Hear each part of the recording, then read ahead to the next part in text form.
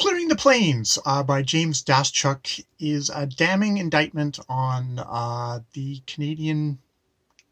founding of Canada.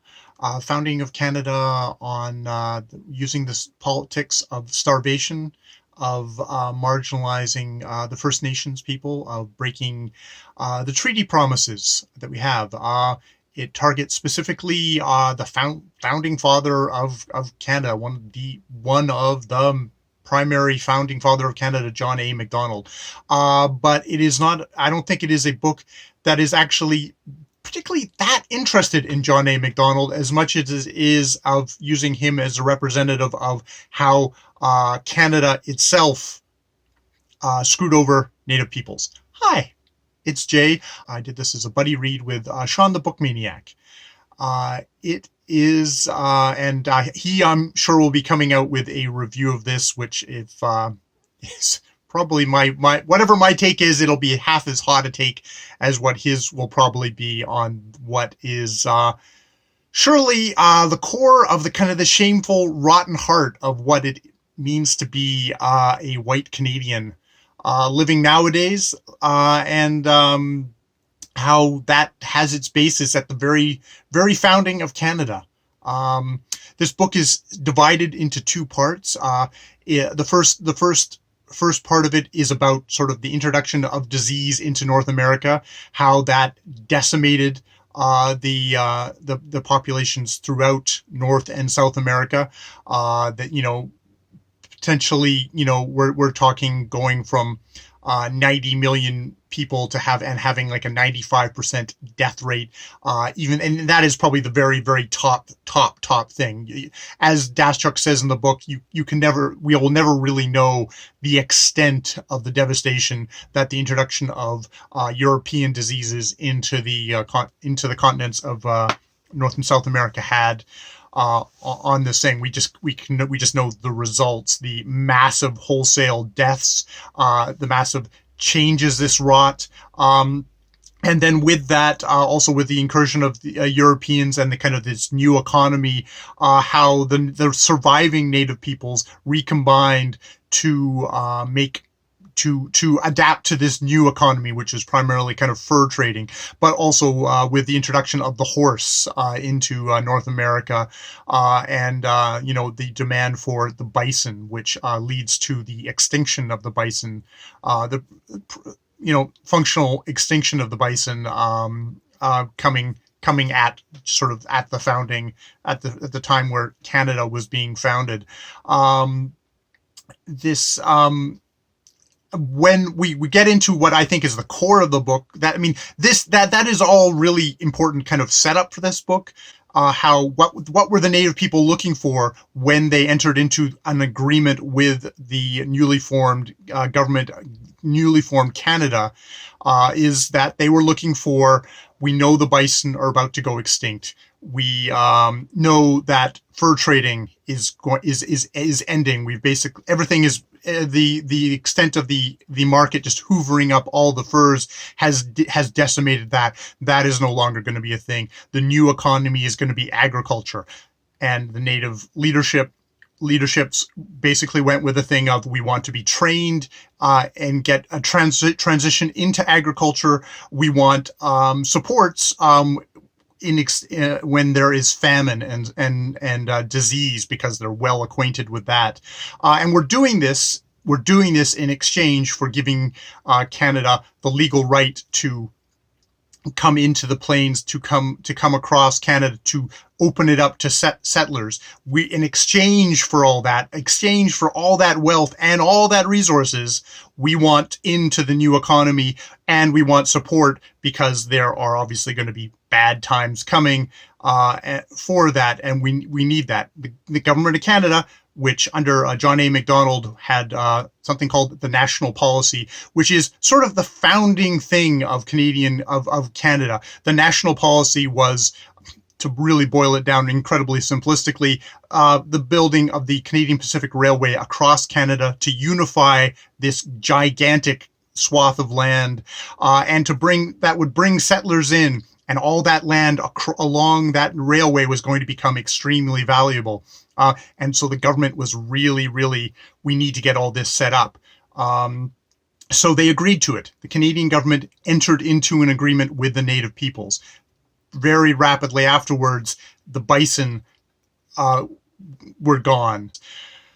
At which point, the Canadian government had all the power. Suddenly, the Native peoples did not have any power anymore, and they used a policy of you want food, you want rations, you're starving to death. The only way you're going to get them is if you allow us to shove you onto reservations where we are not, the Canadian government is not really going to make any concerted efforts to transfer you over into an agricultural economy.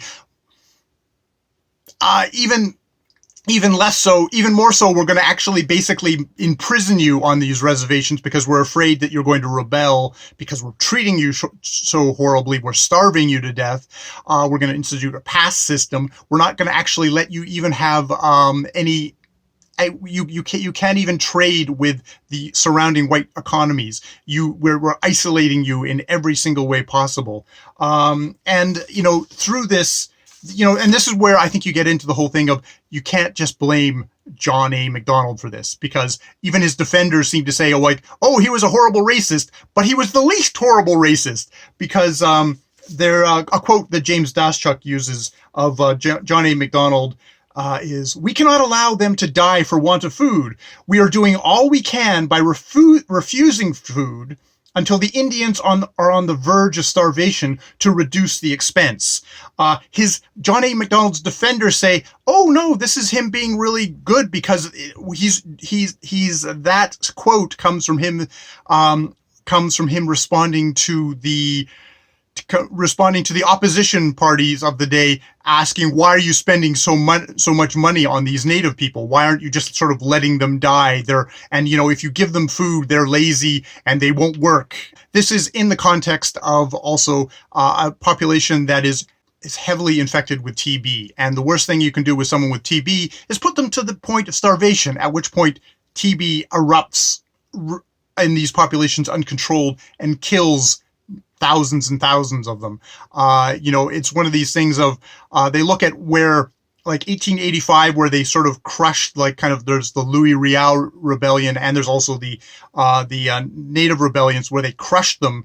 Between then and then, the intervening, I think by the time this book ends, which is 1891, a third of the Native population has disappeared. Now, a part of that is they've disappeared because they died. A part of it is they've renounced their Indian status because it's just so miserable. You are locked on a reserve.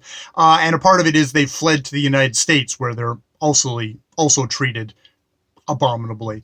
But the thing is, Daschuk does such a masterful job of saying, oh, look, when we get to the end of this book, the Native peoples, horribly reduced in horrible health standards, are shoved onto reserves. We're getting the residential schools are coming in, which are also just breeding grounds for more and more disease. And if you refuse that, you get your rations taken away. You get food taken away from you as well if you don't send your kids to reservation schools.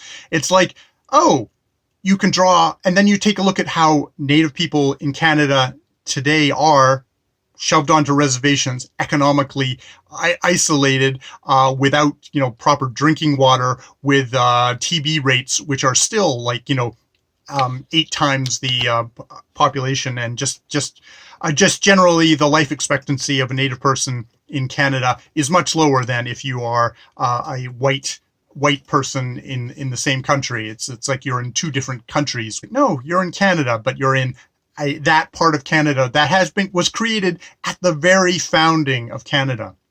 Now, a lot of critics of this book say, "Oh, this is presentism," where you're criticizing John A. Macdonald for his beliefs back then, but that's it was a racist time, so you can't criticize him for that. It's like, I'm not really interested in digging up the old guy and slapping him around. But what I am interested in is that we preserve a certain memory of John A. Macdonald as the founder of Canada. As he's drunk and a little bit corrupt, but he was also very witty and all this stuff. It's like, yeah, but we leave out just giant festering sword. This is a man who, in addition to being prime minister at the time, was also the superintendent of Indian affairs, because he knew that one of his major what was a major roadblock for him was these native people, and how can I move them out of the way? And once they're moved out of the way, how can I isolate them and marginalize them so that they won't give the Canada any trouble? And the thing about that John A. Macdonald is like, yes, there's the man, but then he is my representative. He is the state. He is Canada, and Canada hasn't addressed this, hasn't fully addressed this, hasn't grappled with this, hasn't kind of come to terms with the fact that this is what he did. This is what his government did. This is what the other governments around him all participated in. This is what this is the basis of prosperity of Canada today is based on this, and we continue to prosper on this. That the only it's like, yes, John A. Macdonald the guy, fine, but John A. Macdonald, the symbol of Canada, needs to be seriously looked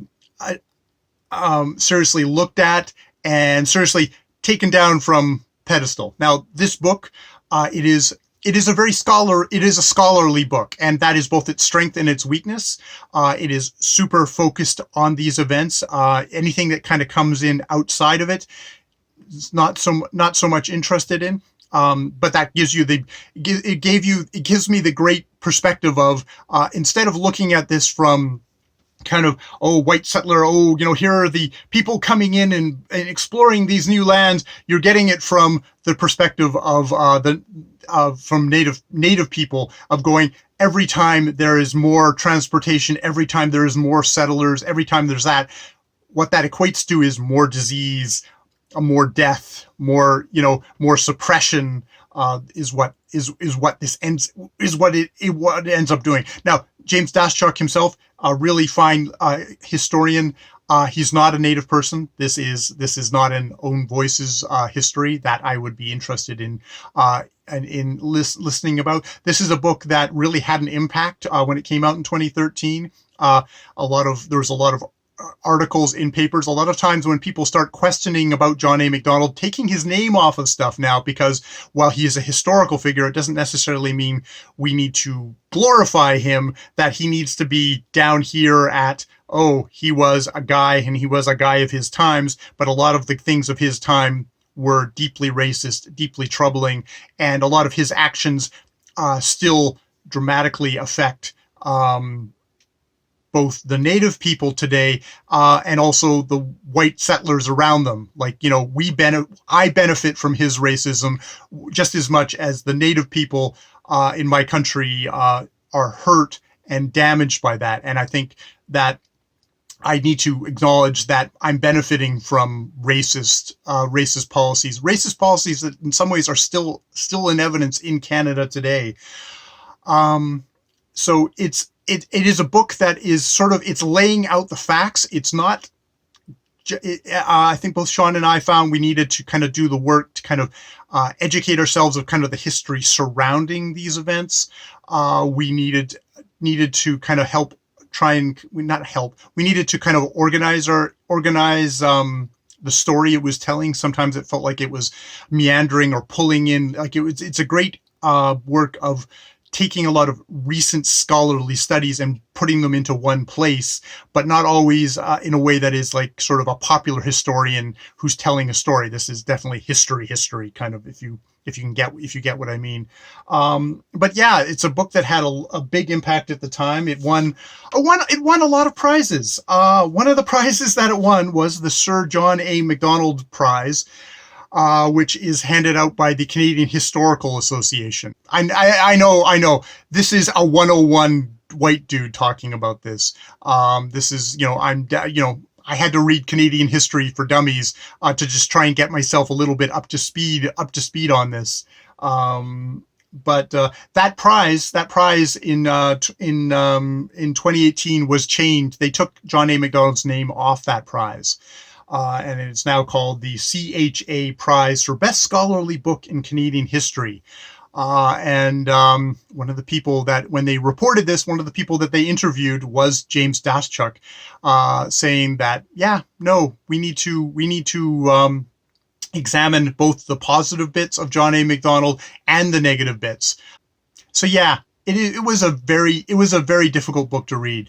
It was a very important book for me to read as a Canadian, because I'm not a patriotic person, but I have, I'm a Canadian, and I think it's important to accept some of the good stuff of being a Canadian, while also looking at some really negative, dark blots of what a Canadian is, and realize exactly how deeply ingrained that is in our history from the very founding of this country. And this book really brought that home to me in a very powerful way. So, it's a scholarly book. It's not a popular history. But I'd highly recommend reading it. Yeah. All right. More videos later.